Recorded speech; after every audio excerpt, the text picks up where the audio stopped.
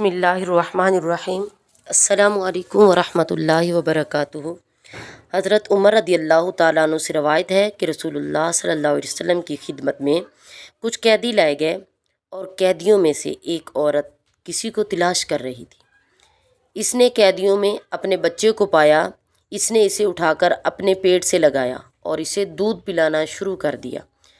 تو رسول اللہ صلی اللہ علیہ وسلم نے ہمیں فرمایا، تمہارا کیا خیال ہے کہ یہ عورت اپنے بچے کو آگ میں ڈال دے گی؟ ہم نے عرض کیا، نہیں، اللہ کی قسم جہاں تک اس کی قدرت ہوئی اسے نہ پھینکے گی۔ تو رسول اللہ صلی اللہ علیہ وسلم نے فرمایا، اس عورت کے اپنے بچے پر رحم کرنے سے زیادہ اللہ اپنے بندے پر رحم فرمانے والا ہے۔ صحیح مسلم حدیث نمبر 6978۔ حضرت سالم رضی اللہ تعالیٰ عنہ اپنے باپ سے روایت کرتے ہیں کہ رسول اللہ صلی اللہ علیہ وسلم نے فرمایا، مسلمان کا بھائی ہے، وہ نہ اس پر ظلم کرتا ہے اور نہ ہی اسے کسی ہلاکت میں ڈالتا ہے۔